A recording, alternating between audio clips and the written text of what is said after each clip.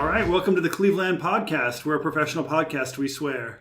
Where have you been? I've been sitting here for a month waiting to record, and you finally just showed up, so I guess we can finally record now. Well, I've been diligently researching the House of Wills. I've actually gone undercover this whole time, doing my very in-depth reporting. So this is going to be like a 4-part episode then, because you have so much content that took you a month or more than a month at this point. I don't even know when the last episode was anymore. It was a long time It was October, early October, I think. You know, I do think that how bad the audio was on the last episode certainly, I think, made us both go into a little bit of a funk. But the good news is, people who are listening to this who like the show and want there to be regular content, we have created a schedule for ourselves and a plan of attack so that we will be releasing regular content for Cleveland. Yeah, we're so regular. It's going to be super regular. Extremely regular. The most regular thing you've ever experienced in your whole life. Yes. So we're here. I'm Jeff, and this is Mitchell. Over there. Where? Across the table. You. Yeah, that's me. Yeah, you. You can tell us apart because Mitchell's the one that has the Zelda tattoo. Yeah, and I'm the one that the microphone is sitting 3 inches from, and it's 4 feet from you. It's true. I have a loud, booming voice, and Mitchell is a little more reserved in his vocal timbre. Yeah, I don't feel the need to scream like you do. It's fine. But you're the one who scream sneezes. No, that's you. No, that's you. I'm going to make sure that Karen and Georgia both know that you're the scream sneezer. No. Yes? Nope. So here we are. It's been a while. How does this work again? So I'll tell you how this works. You wake up, you go to work, and you do that every day until you're 65, and then you don't have to do that anymore, and then you die. That's a very lovely view of the world, thinking that you can stop at 65. I mean, you can stop now if you want it, honestly. You can stop now if you want, yes. Your life will be pretty complicated if you stop now. And I think most people who are 65, if they were to stop now, their life would also be quite complicated. I think the era of people retiring at 65 is primarily past. Unless, of course, you've got some like big fat pension or something. But who has a pension anymore? I do. That is not true. I think liar. A lot of people don't realize you don't have to do anything at all. Ever? No, you literally don't have to do anything. Well, I know that literally you don't have to, but then you're going to starve to death on a cold sidewalk. Yeah. I mean, sure, there are consequences, but you don't have to do anything. Yeah, I don't want to starve to death on a cold sidewalk. Though. That does not sound in the slightest bit enjoyable. So, how does this podcast work? We start by telling each other a story, right? No. No? We don't tell each other a story. What do we do then? I thought that's how it worked. It's been a while. Oh, is that this podcast? Okay. Hey, I'm the one with multiple podcasts. You don't know how many podcasts I have. How many podcasts? Me and your cats have a podcast. They provide most of the content. It's not very good. Is it just them like playing around in boxes while you record the audio of it? And I edit the sounds out like that. It's just me commentating. It ends up being like 20 seconds of comments I made about the cats playing. Well, right now one of my cats, Hugh, is sitting on the table with us. Yeah, I'm gonna poke him. Don't. He's a little sweetie. He looked at you like, what the fuck was that? Why did you just poke me? So yes, we do tell each other stories, Mitchell. That is true. That is part of the format of this show. So fine, if you want to change it up. So I'm going to tell the story of how Mitchell and I met Jim Van Beber. That was going to be my story. I know, I'm kidding. That's why you shouldn't tell me what your stories are going to be beforehand. That's not a concern. Okay, so Mitchell, go ahead and tell us the story. So I'm going to tell the story about how we met Jim Van Beber. Van Beber? Van Beber. Van Beber. It's Van Beber. So it kind of goes back to earlier in November, late October, I don't remember which. our friend David showed us the movie Deadbeat at Dawn. Yeah, we keep saying Deadbeat by Dawn. I think we're thinking of Evil Dead Dead by Dawn, but it's Deadbeat at Dawn. Yeah, so we watched that. I don't even know how... It's basically an action-y, fighty movie, but there's like some good special effects gore in there. It's very like 80s B action. It's B action genre. I would say it's an action film that's shot like a low budget horror film. Yeah, that's a good. Yeah. And it was a shot in Dayton. Which is a city in Ohio. I was getting ready to say.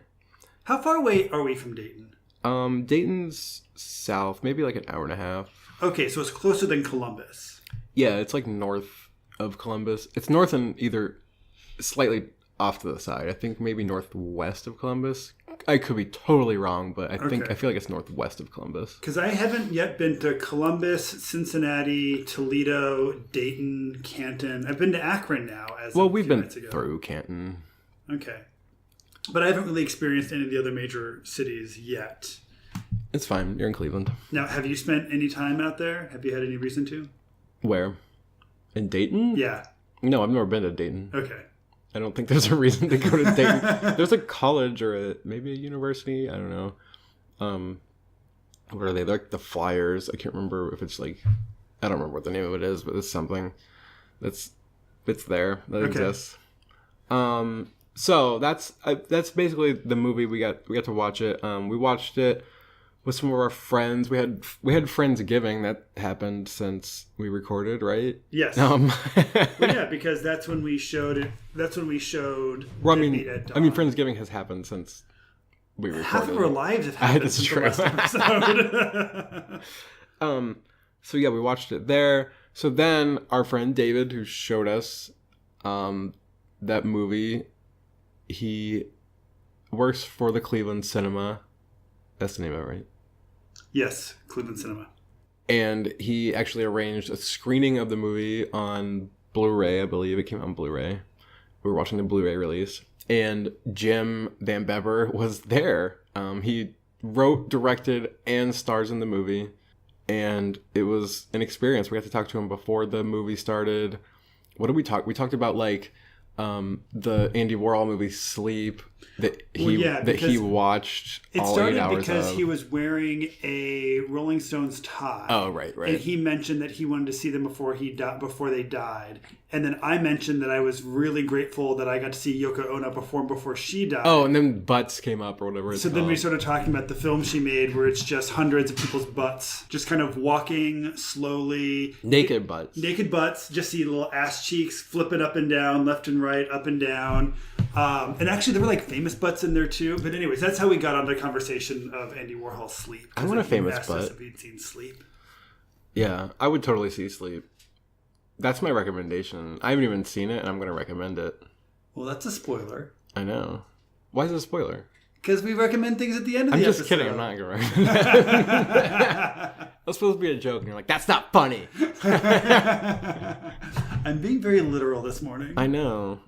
You just literally need to hush. Do you also like that it's like after 2 o'clock in the afternoon, and I just referred to it as this morning? I didn't realize it was that late.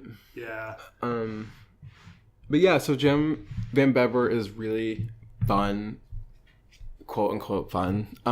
He's pretty crazy. I mean, it's a good kind of crazy, but is definitely an interesting person. He's a big personality. Yeah. He was like shouting stuff from the back of the theater during the first 10 minutes of the movie. And I really wish. I feel like, well, the other people that were in there were probably not extremely excited about like having a perfect movie experience seeing that movie to begin with. So I feel like people would have just gotten annoyed in general, but I really wish he would have stayed in the back of the theater and just like gave a director's commentary and just like screamed things during the entire movie. It wouldn't have even been like a great commentary because it just would have been the most random shit that like he would have had to say during the movie. It would probably not even related to the movie or anything. But yeah, we talked about all that stuff before the movie. There was a Q&A panel.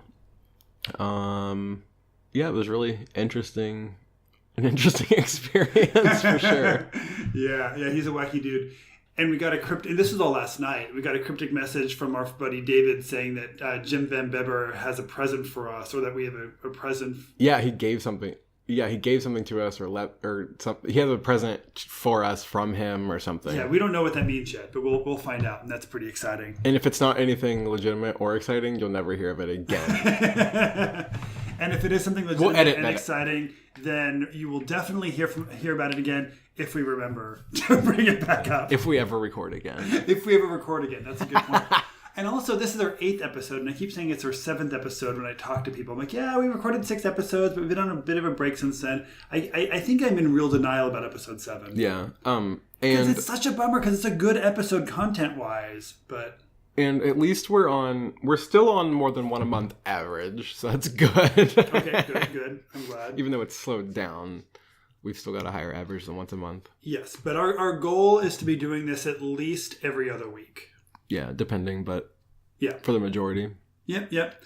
So cool. My story, I don't know what my story is going to be yet. Well, I guess since I've been driving Uber and Lyft recently to kind of make ends meet, since I'm only working part-time at the moment, because I still haven't found that amazing New York career yet. Although, I mean, I like the part-time work I'm doing a lot. I just don't feel like I've not yet found that full-time salaried position that I've like dreaming for. You're an executive assistant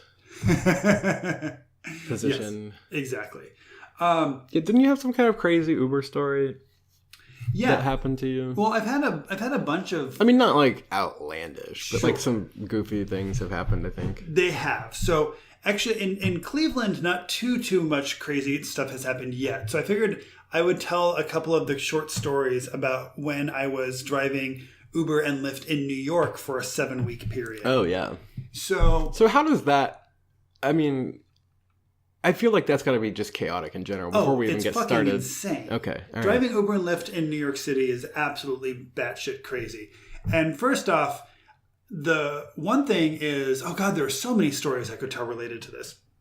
So, I mean, this could be a whole episode of a podcast, but obviously this is not the New York Uber podcast, so that's not going to happen. You have to find that podcast and you can be a guest on it. Yes, please. So, one thing about driving Uber and Lyft in New York is you have to have a New York City taxi cab driver's license to do it. The taxi drivers in New York got pissed or whatever when Uber started, right? Yes. Yeah. So, I actually have one of those.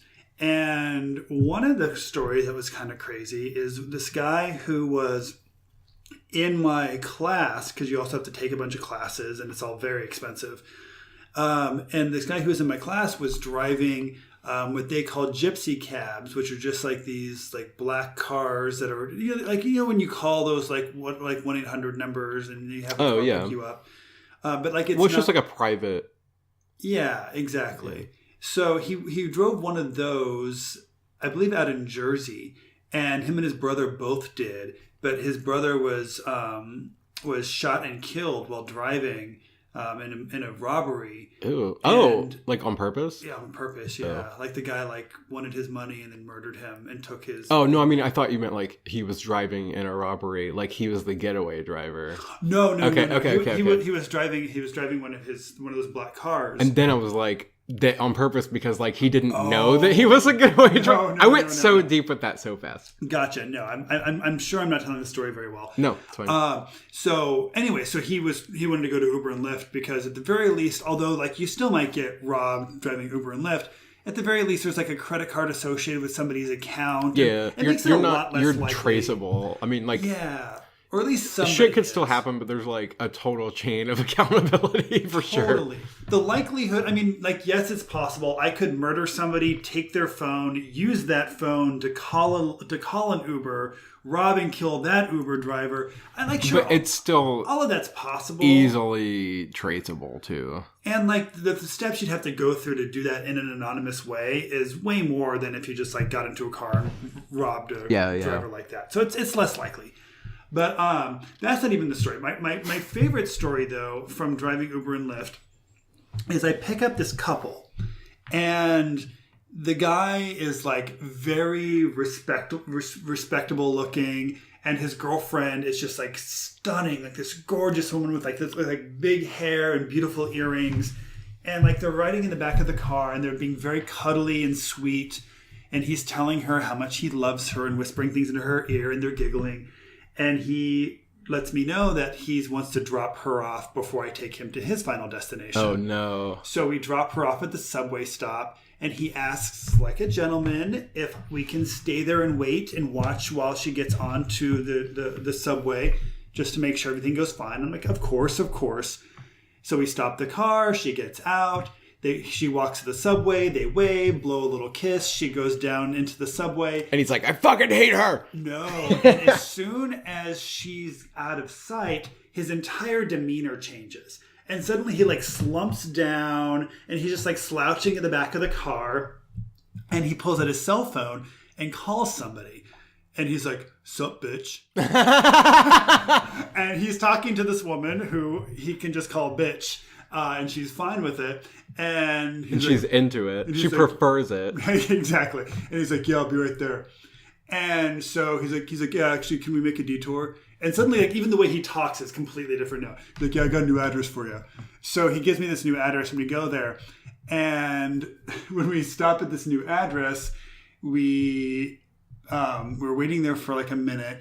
And then this woman with these like long purple braids comes out and just like reeks of alcohol and like gets in the car.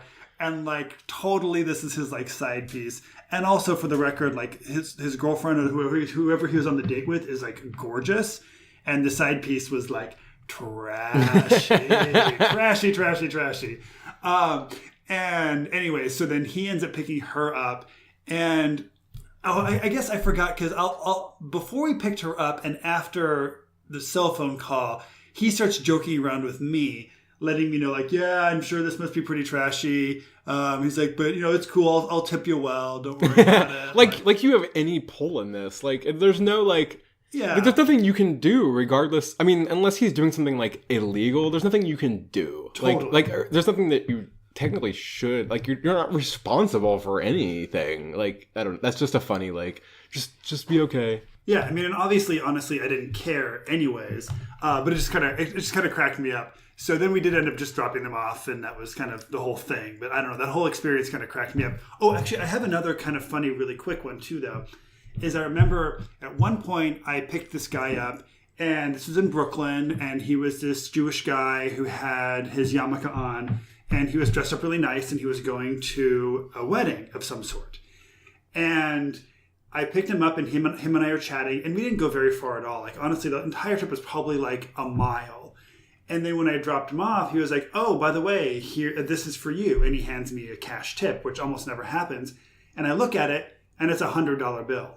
And I'm like, yeah, really? If that was $100 bill, I would be, like, it would probably seem, like, tacky or whatever. But, like, my initial reaction would be like, did you know that you just gave me $100? Because, like, what if somebody, like, didn't mean to give you $100? That's kind of what I thought happened at first. So I showed him. Right. He's like, no, that's for you. And I was like, all right, well, thank you very much. And he's like, and as he's getting in the car, he says, and remember, the Jews are God's chosen people. And you're like, yep, for $100 more.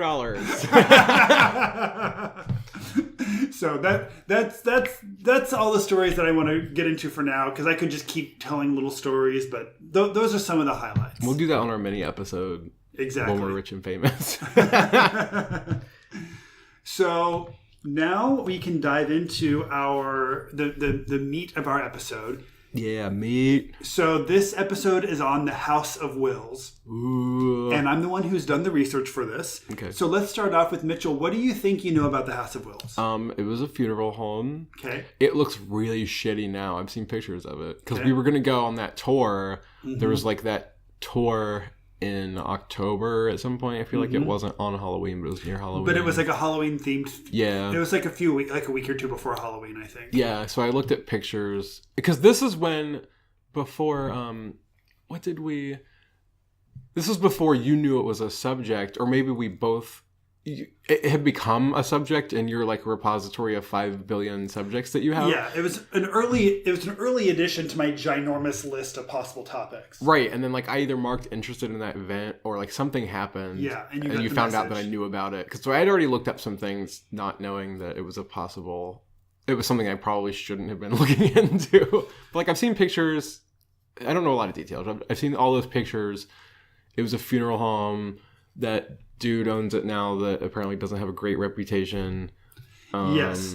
And that's what's funny about that is we actually, when you marked interested in it, you got a message. Yeah, when I marked interested, somebody that I know was like, do not go to this event. Don't give him money. Right, don't give him money. He's an alt-right wife beater. Right, he has Nazi paraphernalia. Or would it be memorabilia or paraphernalia? Memorabilia. Paraphernalia would be like drug paraphernalia. Yeah, Nazi paraphernalia. Exactly. He uses Nazi... There are things that induce his Nazism. Or enhance, not induce. Exactly. So, beyond that...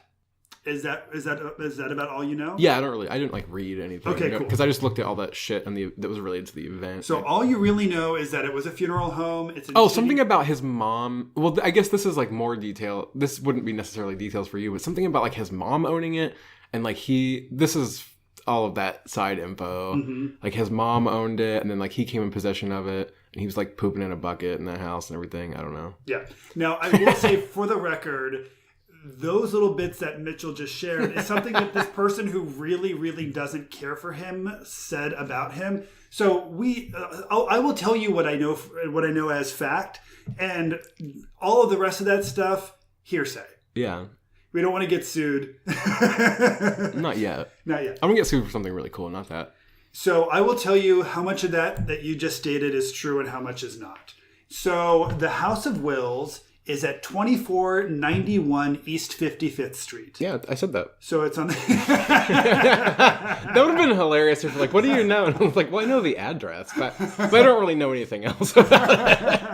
Or you're like, actually, here's all the research I did just to spite you. I'm actually going to tell you about... I should do that one time. I should do... like whatever topic you're going to do and then research it way harder than you and like just correct me the whole time. Like just nitpick everything. Like actually it's 2418 the address.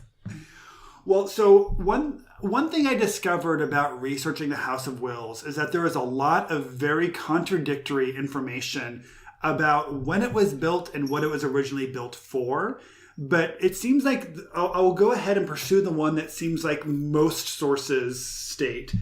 And it was built around 1900. How can there be a contradiction on a building date? Like, I feel like that would have a very concrete... Like, you have to have... You have to have, like, building plans or something. There has to be some kind of, like, official paperwork around when things are built, I would have thought. I guess as well.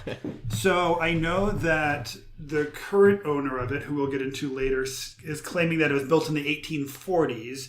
Most of the things I found online say that it was built somewhere between 1895 and 1905. 50 years is a big difference. It is a big difference. Especially back then.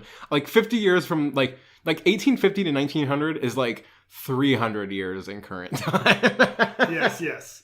And I've read in some places that it was originally a German opera house.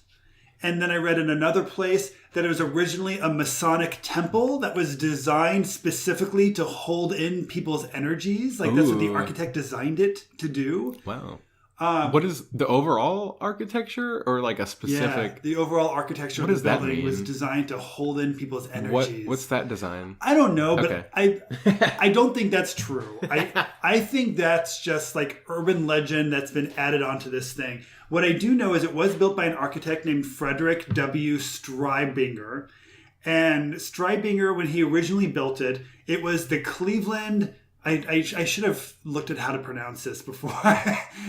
Gesangverein Hall, which basically is German for Gesangverein is basically German for Glee Club. So it was like the German Glee Club social club, essentially. It's like Glee, like the show Glee, but the German version. Exactly. In the 1800s. Yes. So apparently it was like a social hall where Germans would get together and hang out and like sing traditional German songs, I guess. Oh, like Hofbrauhaus. Okay, is that what the Hofbrauhaus is? Well, it's like a restaurant, but well, I know that I know the restaurant, yeah. But okay. But it's like the whole thing is like very cafeteria style, and it's like there's not tables, there's just like these big long benches, and you just like get seated next to people. Okay. And we went there for it was like Krampus Day or whatever, like last year. Yeah, I think it was insane. I think the holiday party I'm going to on Monday is there. I think I'm getting free food there. Oh, that's good stuff. Ooh, I like good stuff. You're going to the current day version of that then. Nice. So the home has 4 floors and an attic and contains. I've somewhere it said 34 rooms, but then something else said over 40 rooms. So 30 to 40-ish rooms. So 5 floors technically then. 4 plus an attic. 4 floors and an attic, oh, yes. Oh, jeez. And potentially over 40 rooms. After it was the German Glee Club, it would go on to be the Cleveland Hebrew Institute. Then it was a Hungarian hospital. Oh, they're just throwing every nationality at it. Exactly. And then it was a Prohibition-era speakeasy. Oh! Yeah, how cool is that? And then in 1941, it became a funeral home when John Walker Wills moved his business to the location. So this is where it finally got... That's where the name came from. Yes, the House of Wills, from John Walker Wills. Now, here's where some confusion about where... when the building was built comes into play. Because physically on the building itself, it has the year 1905 on it. Okay. So people are like, okay, well, obviously this building was built in 1905. 1905 was actually when the House of Wills, the funeral home business started. Okay. They just moved into that building in 1941. And obviously there's going to be like record of that happening, like, I don't know. Yeah, I guess that would make sense. So John Walker Wills was a successful black entrepreneur, and he bought it in 1941 and turned it into a funeral home. And at that point in time, it was the largest black-owned funeral home in the state. Like a 4-floor funeral home, though? Oh, yeah. It was That's massive. the nightmare. And what was neat about this is this guy was also very much pro-integration. So they would have funerals for black families, funerals for white families, and... yeah, they would just kind of, I don't want to say parties, but they would just throw these big celebrations for these people's lives in this funeral home. Right. And let's see. So John Walker Wills, let's talk a little bit about him. He was born around 1875. He was one of Cleveland's most prominent black businessmen, and he ran a series of funeral homes. Originally, the company was called G and Wills, G-E-E, G and Wills. Oh. But then the partnership dissolved, and then it became Wills and Sons. The House of Wills, let's see. It was originally at 2525. Oh, no, I'm sorry. It moved on to 2525 Central Avenue, and then 2340 East 55th Street. And it moved to its present location in 1995, which is the one at 2495 East 55th Street. A second location opened up. So that's a little bit about the House of Wills. I'm sorry, I feel like my research isn't as well organized as it was in the past. Yeah, that happens to me all the time. Sure. So this place is just super, super wild and gaudy on the inside. There's a whole Egyptian-themed room. Oh, I want to go see that. Yeah, it looks really cool.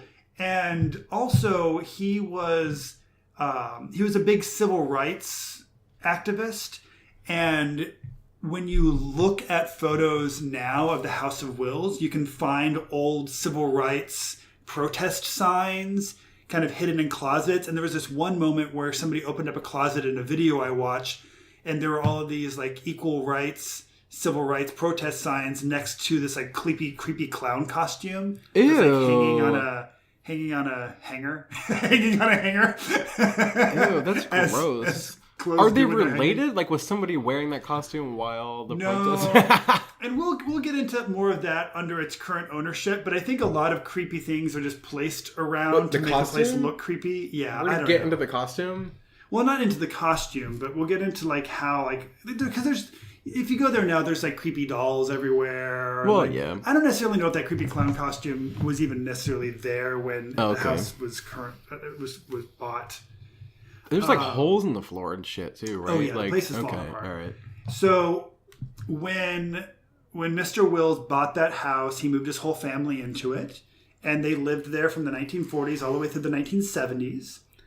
And let's see, so from 1941 until 2005, it was, it said the location served not only as a lavish and desegregated funeral home, but was also a meeting place, even being used as the headquarters for the civil rights movement meetings. Mr. Wills died in the House of Wills in an upstairs bedroom on April 23rd, 1971. Ooh, it's haunted. And he was 96 years old. Oh, Jesus. Other people died there as well throughout the years it was open, and it's supposedly haunted. And did you confirm? There have been many attempts to confirm this, and I watched an episode of one of those haunted house shows. Oh, you were supposed to. Oh, we'll have to get into that because you were laughing at something. I was like, "What?" Yeah, I was watching it beside Mitchell the other day while he couldn't, and I wasn't letting him see what I was watching, and I started like really giggling at one point. So on December 17th, 1982, the House of Wills Funeral Home was officially placed on the National Register of Historic Places in Cleveland. So it is a historic building. And yeah, I mean, yep, we recognize that it's old. Yep. When the current owners finally gave it up in 2005, it stood completely abandoned from 2005 to 2010. And during those 5 years, that area is rough. Yeah. And it's rough now, but it was even rougher then. Right. And during the 5 years that it stood abandoned, vandals went in there and vandalized a lot of stuff. There was a giant hole in the ceiling, and actually it was originally a skylight. The glass of the skylight broke, so for 5 years, just rain and snow was collecting inside of the house, just completely destroying it. Also, metal scrappers came through and removed all of the scrap metal from the inside of it as well. So, all the copper pipes. Everything, yeah, exactly, which is why there's no plumbing or electricity in it, even to this day. Yeah. So the place just completely fell apart. And that is why... Oh, and actually, real quick. And there's also claims that during its run as a hospital, the mansion was the site of quite a few deaths and suicides. And the last death to occur on the property was when it was abandoned. Somebody died in 2006. He was shot and bled to death on the front doorstep. Oh, so not like... I thought you were going to say like inside of it, something went down. Yeah, something went down. So Eric Freeman is the current owner, and Eric Freeman bought it in 2010. So he bought it in March of 2010. And he is a local artist, and he purchased it around that time with hopes of restoring it for the purpose of art shows and exhibitions. And he bought it for... How much do you think he bought it for? Because this is... You had mentioned you heard that his mom owned it. Yeah. He bought it. Oh. He bought it through a title company, but how much do you think he purchased it for? $20,000. $13,000. That was close. Yeah, you were close. So very little money for how massive this place is, and for its historic value, but also... But you have to pay property taxes on that, and like, what can you do with such what a can you do with that monstrosity? Anyway? Yeah. You'd still put in more work refurbishing it than if you paid like a full price of it already. Absolutely. So Eric Freeman, in addition to being a local artist, is also openly a Satan worshiper, or not a Satan worshiper, a Satanist. He's a Satanist. Wait, like Church of Satan Satanist? Yes. Oh, so not a Satanist. Exactly. He doesn't worship a literal Lucifer. Because that's what the Church of Satan doesn't believe in, Satan. Exactly. Okay. Eric Freeman is one of those. He doesn't believe in a literal devil who is against God, and he's not like sacrificing chickens to this like demon. It's more like secular humanism. Yeah. But he's the high priest at the New Church of Satan here in Cleveland. And if you look at pictures of him today, he kind of looks like a cross between like Marilyn Manson today and like trial error Jeffrey Dahmer. Oh. That makes sense. Yeah. That's actually, I would have been disappointed if that's not what he looked like. And he does seances in the house. But yeah, he's not one of those Satanists, as we discussed, who believes in a literal devil, but more like those Satanists who believe that like you should pursue your own path to happiness that isn't hampered by Christian ideology or morality. Yeah, the same people who like made the satanic, quote unquote, satanic coloring books and were passing them out because the same thing was done like in Texas, I think, like a Christian coloring book was passed out. Or the people who wanted to put up that Baphomet statue in front of the town hall, wherever that was. Yeah, they did. Somebody, that was like in Missouri or something. Somebody did put up a statue temporarily somewhere just recently. Yeah. I think, did we talk about that? I don't remember if we did or not. I don't think we did on here, but it's something you and I discussed. No, we did, yeah. So, Freeman is easily Cleveland's most prominent Satanist, and he earned a national name for himself making art and clothes for musicians like Marilyn Manson, King Carey of Slayer, and Al Jorgensen of Ministry, who we just saw in concert the other day. Oh yeah, that was my story. Go back. And in addition, he owns one of the largest private collections of artifacts related to the Church of Satan founder Anton LaVey. Oh yeah. There's like a whole in Marilyn Manson's autobiography. He like met with Anton for a while, and that was where that whole thing became blown out of proportion because Anton made Marilyn Manson like gave him some kind of more than a membership, like made him like something. Okay. And then like word got out. And like he even like did like he even had like I don't know if you would call it a sermon or whatever. He like had like one event that he did something at, just like totally jokingly, just to like do it or whatever. And that was when everything started getting blown out of proportion of like Marilyn Manson is a Satanist and he worships Satan, and it was like this whole ridiculous thing because people didn't realize what the Church of Satan was, and that he wasn't like, it was just a joke. Like, well, and I love how on the last podcast on the left, you know, a lot of several of the guys, if not all three of the main guys, identify as Satanists on that show, or at least one or two of them do. And their thing is that basically they're saying that like atheists are assholes. Nobody wants to be a fucking atheist because they're all jerks. But Satanists are basically just atheists, but they're like funny about it. Yeah, I can see that. Yeah, or Satanists like are like atheists with a good sense of humor. No, but it's like a little more like, it's like a little more serious than agnostic. Yeah, potentially. So, as far as I can tell, all of this talk about the house being built in the 1800s and it being built by a 33rd degree Mason. What is that? Wait, what does that even mean? So, I didn't dive deep into my Masonic research, but I do know that supposedly the highest level you can achieve as a Mason is the 33rd degree. That really bugs me that it's 33. You don't like that number? No, I don't like that it feels arbitrary. Yeah, I don't know. I mean, originally there were 32 levels, but then they discovered a new level. Kind of. And for a long time, people thought that 33rd degree didn't exist, but apparently now it does. I don't really know. But anyways, as far as I can tell, the house being built in the 1840s and the claims that the architect was a 33rd degree Mason and that he built it as a place as an energy storehouse. As far as I can tell, all those claims are probably coming from Eric himself. But I could be wrong. But I've not seen any evidence of any of that stuff. And the only places I see where it mentions the house being built in the 1840s or it being an energy storehouse by Masons come from people who spoke to Eric. Oh, okay. So I don't know. It's so weird. There's not I don't understand how that can happen, but fine. So, during the Republican National Convention that was held here in Cleveland... In 2016. I was here. He was renting it out as an Airbnb. What? Who? There's no electricity and there's no plumbing. Right. First of all, who would pay to do that? And second of all, even after they did and they got there and saw it, who was like, oh yeah, this is fine. We're not going to report you or anything. Yeah. So the posting was up. It was $200 a night. What? And you could have free run of the place. And what did it say? Actually, I believe he said that you could do whatever you wanted. Oh yeah. Oh, that's actually something else. On Friday, October 13th, 2017, he had an event called "Do What Thou Wilt" at the House of Wills, a night of rituals and magic.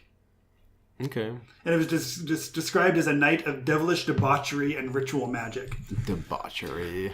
As far as I can tell, nobody actually rented the house, but because he actually didn't accept any of the requests. He claims that Al Jorgensen from Ministry and Perry Farrell from Jane's Addiction both expressed interest in renting it out and staying there, but he decided to actually wait on renting it out until the place has running water. There's no fucking way if Al Jorgensen was like, I think I want to rent this, that you'd be like, you know what? Never mind. Like, there's no I want to wait way. until there's running water. There's no way. Like, they're already interested. You don't need to be like, well, hold on. Exactly. These are claims being made by Eric Freeman. I don't know how accurate any of these things are. Much like I don't know how accurate the statements that he's an alt-right, that he's a member of the alt-right, or that he collects Nazi memorabilia, or that he's a wife beater. I looked for evidence of those. I do have one thing. I do know that his cat's name is Hitler. Oh, well.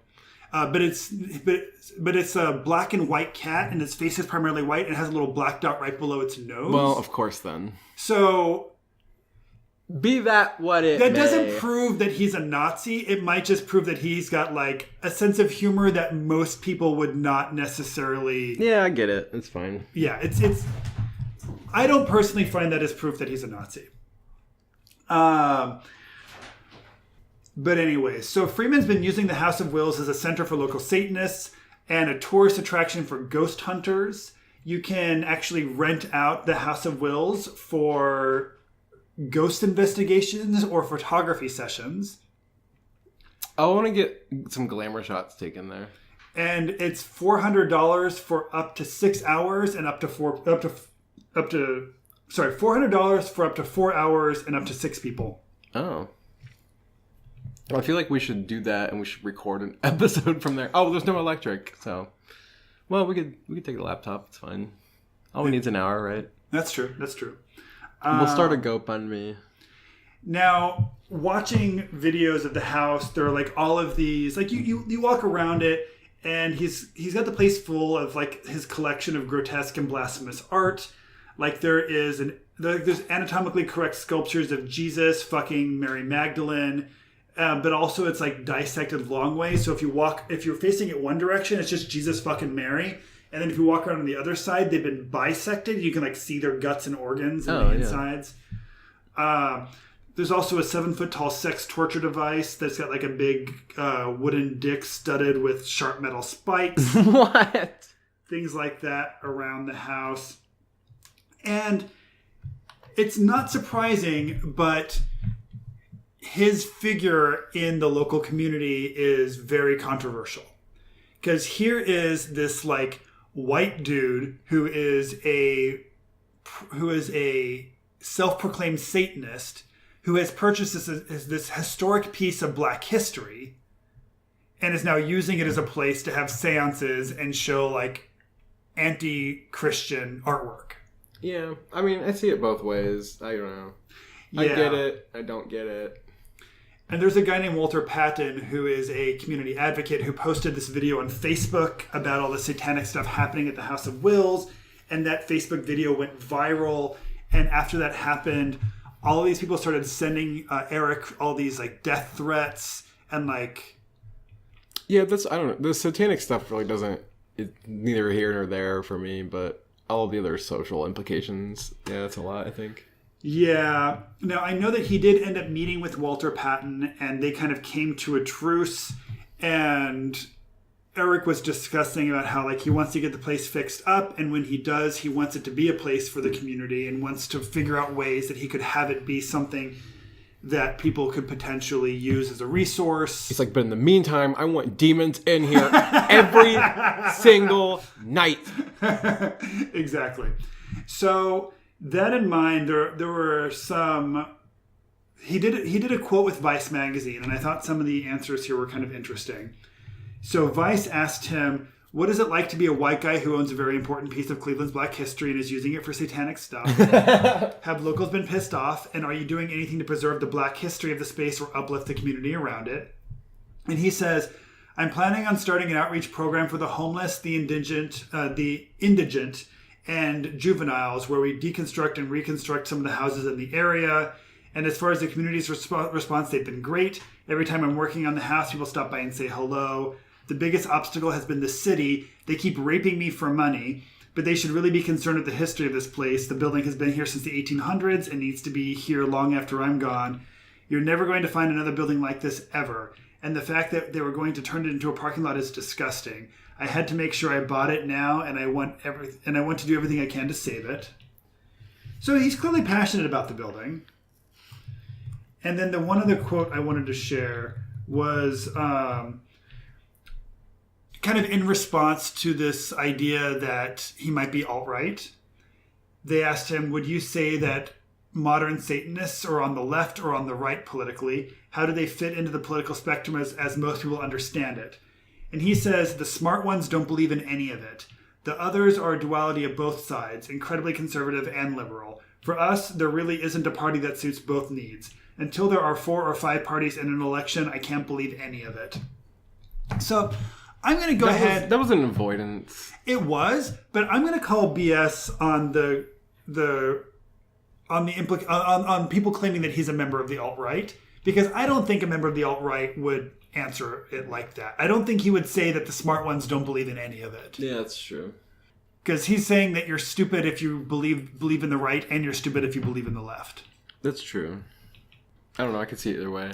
Yeah. I could also being like me being like, okay, I'm a flat earther, but then when we start having this discussion about flat earth, like me giving that same response, but like, dude, why do you even believe that the earth is round or it's flat? Why do you even believe either side of that story? Like, that would be my defense. I'm just like that's total speculation. I'm just making that up. I'm just saying. I don't know. I don't have anything to say about. Yeah, and I don't know the dude. Maybe he is an alt-right. Maybe he is a Nazi. Maybe he does beat his wife. I don't even know. Actually, I don't think he had a wife. I think he had a girlfriend. But I think the accusation that he was a domestic abuser, and I don't personally know. But anyway, so talking about the haunted side of the House of Wills. So some people claim to have seen a vortex to hell in the kind of main auditorium. Oh, what did that look like? I don't know. Vortexy and hellish. Like, if somebody told me that, I'd be like, oh, what did that look like? That sounds nice. People have claim to have seen apparitions, heard phantom footsteps, seen strange mists and shadowy figures. Someone says that they were actually possessed while they were in the House of Wills. Yeah. Some people claim to have been punched or hit with brick fragments and have heard screaming. What? Yep. Hit with brick fragments? Yeah, that's your buddy Jim upstairs throwing bricks at you because you're an idiot. Now, apparently when you walk around the House of Wills, you can find like bottles of embalming fluids and body bags just lying around. Yeah. Funeral home signs, objects belonging to the deceased. And all that stuff is mixed in with the kind of stuff that he brought in, like the creepy dolls and all the artwork. So that is what I kind of tie into like the creepy clown costume hanging in the closet. That might be something Eric Freeman just brought in to like make it look even creepier in there. Oh, it's just his pajamas. Exactly. Yeah. His bloody clown costume that he sleeps in. That's a good idea. I want to do that now. I want to get like something that's like sleep pants or shirt that's like a clown one, but like dye it red a little bit in some areas and make it like a bloody clown costume that I wear to bed. That's my new idea. I'm stealing that from him. Do it. Marketing it. You should. Yeah. Nobody else do this, though. I'm doing it. So they've been on a bunch of these like paranormal investigation things. And to me, the funniest one was I watched the episode of Ghost Brothers. What is that? Ghost Bros. Kind of, yeah. Ghost Brothers. It's Dalen, Jawan, and Marcus. And they're 3 friends who have all had paranormal experiences and want to show it to others. And when these 3 guys show up to like check it out, one of the dudes, Marcus, had to leave when he heard that Eric was a Satanist. he was just like, whoa man, I'm out of here. I can't deal with that Satan stuff. And he like literally like walked off of the house and like sat in the car for the rest of the episode. Oh my god, that drives me insane. Like for the 5th time this episode, when people are like, I mean, I guess you kind of did bring it on yourself if you you decided to call it Satanism, or you decided to call it the Church of Satan. I mean, you're kind of getting what you asked for when people are like, oh, you worship Satan. Because also, I mean, let's be honest, like people who belong to the Church of Satan are trolling Christians. They absolutely are trolling Christians. I mean, right, but like it's just it blew itself out of proportion. Because if you literally don't believe in Satan, right, then why are you calling it the Church of Satan? It's like, except to troll people. It's like I have a new group of friends. We call ourselves the Child Rapists. Exactly, but we actually don't do anything involving children or anything at all. Totally, but people are giving us a bad reputation. I don't get it. Or if I started a group called UFO lovers, but like we actually didn't believe in aliens or UFOs. We were just like a cooking group. It's a misleading name. Yeah, I mean I get the point, but also I don't. Exactly. So during the show, he had to leave, and they also had in a guest named Sarah Cope, who's an empath, and she claims to have been puppeted in the auditorium. Puppeted, yes. Oh, I got puppeted last week. I got puppeted so hard at the House of Wills. I'll puppet you. Is that like when you just like stick your fist inside somebody? So far up that you can move their mouth? Yeah.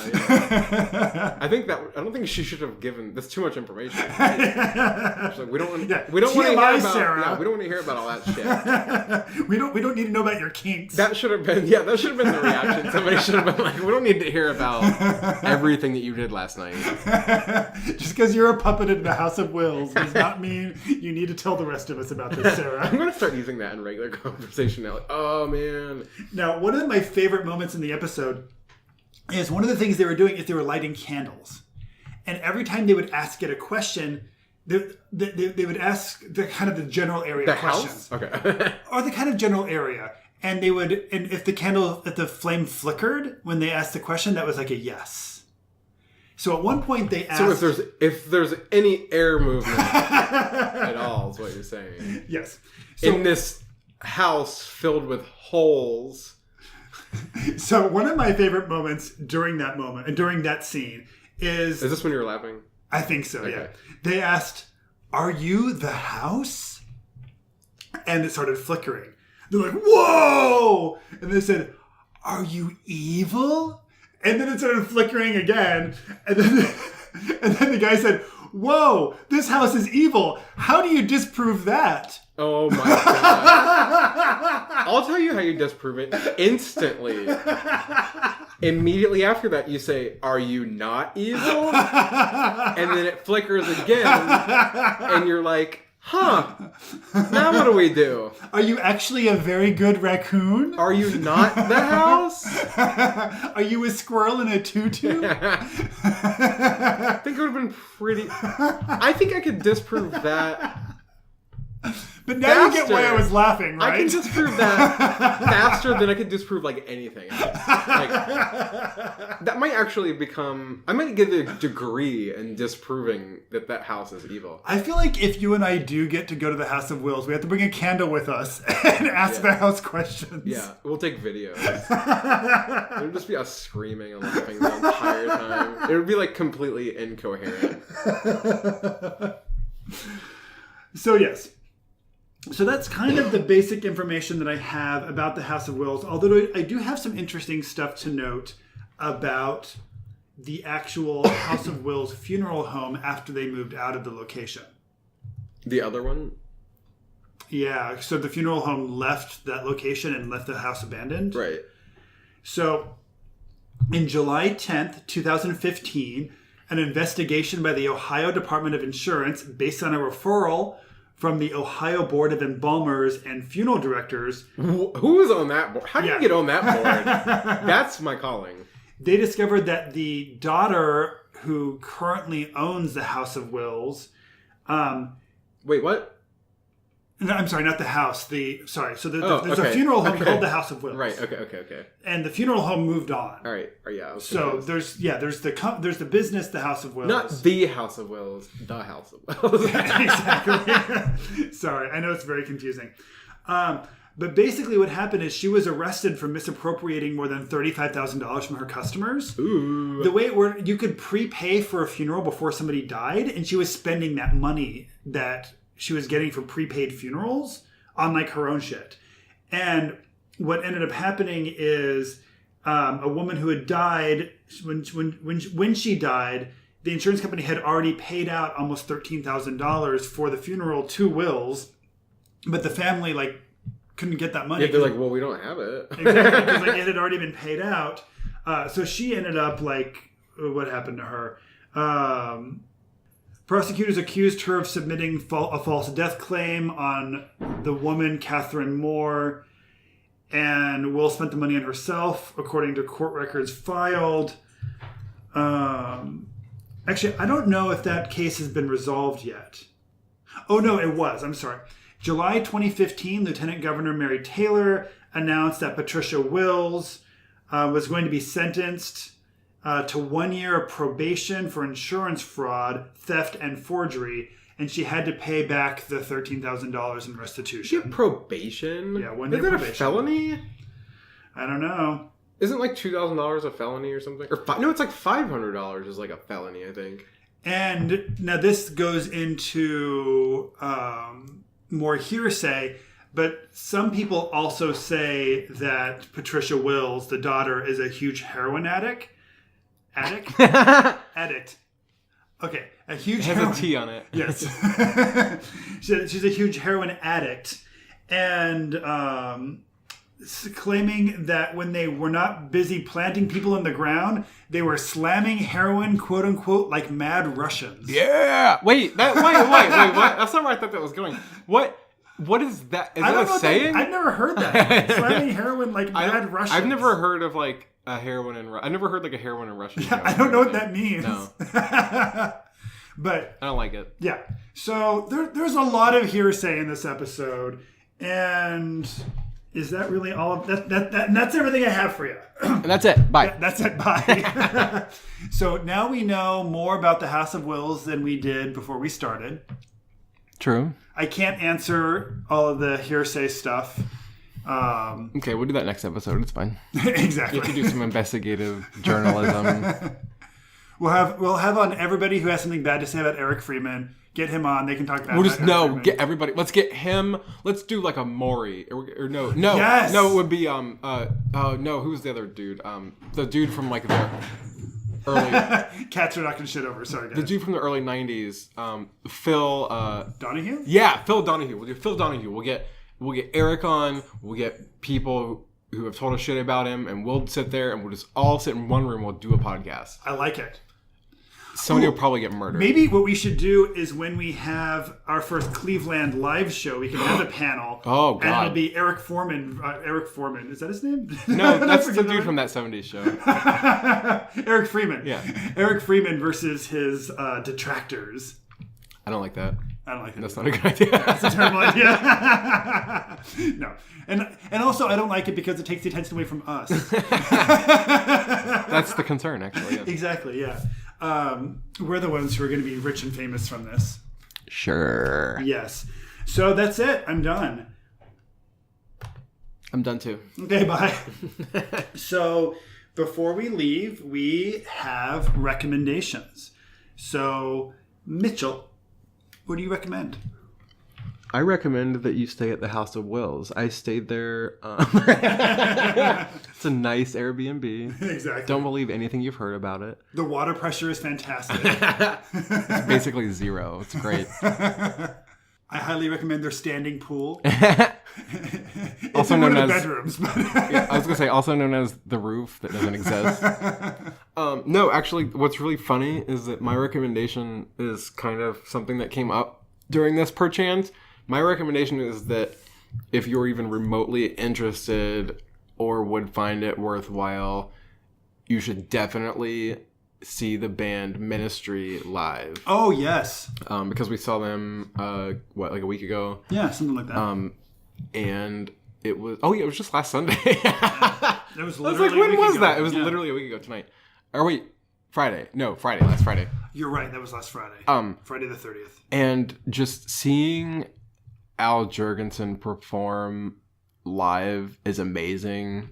He just has so much energy and it feels genuine. And we've talked about this like 50 times since then. But yeah, it was definitely one of my top concert experiences. I think because I wasn't expecting it to be great. I was just kind of expecting it to be like, oh yeah, this is what Ministry sounds like now. But it was very on point still for 2018. So if you have a chance and want to, do it. Nice. Now, my recommendation is Mitchell said there's nothing to do in Dayton. So I Googled what you can do in Dayton. So you can't recommend it. You haven't done it. Okay, this won't be my official recommendation, but it's at least an entertaining one. So things to do in Dayton. Number one, they've got the National Museum of the U.S. Air Force. Oh, yeah. No, I know somebody who like went to Dayton or did something that was in the Air Force. That makes sense, actually. There you go. Number two, they've got the Carillon Historical Park. And it's not a historic park, it's a historical park. Okay. Like an industrial park? Exactly. There's also the Benjamin and Marion Schuster Performing Arts Center, which I'm sure fantastic things happen there. The America's Packard Museum, the Citizens Motorcar Company. Boo. And then the number five most exciting thing to do there is the Woodlawn Cemetery and Arboretum. Yeah. So number 5 on the most exciting things to do in a town is a cemetery. You know what? I won't talk bad about that, because when you look at the coolest places to go in Brooklyn, New York, not Brooklyn, Ohio, one of them is Woodlawn Cemetery. And Greenwood Cemetery. But Woodlawn there Cemetery. are probably a shitload of celebrities there. Greenwood Cemetery is so cool. And there's probably a shitload of celebrities there. Maybe, but the thing it's is, like maybe Woodland Cemetery and Arboretum in Dayton is really cool. But that I've been to cool cemeteries. In Brooklyn, it's 5 or higher on best things to do in Brooklyn. If you go to Yelp and you look at things to do in Brooklyn, and you like take off restaurants and just sort it by most number of reviews, Greenwood Cemetery is way up there. Then Brooklyn's boring. That's what we're getting at. And it's raspberry pie. What does that taste like? And I don't actually mean a baked raspberry pie. I mean, it's a device you can buy online. It's a little mini computer, and you can store an emulator on there. Are you advocating piracy? I would never advocate that. But if you knew somebody who were to buy a Raspberry Pi and put an emulator on there and put emulations of classic video games on there, you could conceivably, theoretically, have thousands of classic NES and Genesis and Atari games all at your fingertips for hours of endless entertainment. Like 4 hours. Like 4 hours. Yeah. 4 endless hours of entertainment. On each game. So that's pretty cool. I've never actually seen one in real life. This is all theoretical. But yes, you could theoretically buy one on Amazon now and set it up, and it's very, very theoretically exciting. Okay, maybe we'll do that. And that's what I have to recommend. So, I guess we're done. The cool thing is, Mitchell and I have a plan now. I'm on 2 other podcasts, but one of those podcasts I record on Sundays, and only every 2 or 3 weeks do we do that one. So on the Sundays that I'm not recording that podcast, we'll be recording this one. And as soon as we finish recording, when it's done, one of us will edit and the other one will research for the next week's episode. Edit this week's episode or research for the next week's, depending on whose turn it is. We'll just swap. So it should keep us... Wife swap, yes. Key party. We're going to have a little key party after each episode is recorded. Oh, God. I'm too old for that already. But it should keep us with regular output. Yeah, we'll see. We'll see. In 2 weeks, we'll find out, huh? Now, Mitchell, do you want to reveal what your next week's episode is, or not yet? Oh, yeah. Did I tell you what I was doing? I mean, I know I didn't say what I was doing, but I'm asking if I told you. You didn't, but then I guessed it, and I was right, and I forgot it. So, no. Oh, yes! Can I say it? No. I'm doing the balloon disaster. Yeah. So, it's actually... Not that it's funny, but it's actually funnier and way more in depth than I expected it to be. So I'm excited. I already read a little bit about it, so I'm excited. So as soon as we stop recording this, Mitchell's going to start doing his research for that, and I'm going to start editing this episode. Nope. Yep. Never. That is what we're doing for the next 14 hours, Mitchell. No. 15 hours. Okay, let's go do it. Okay. Bye, everyone. Bye.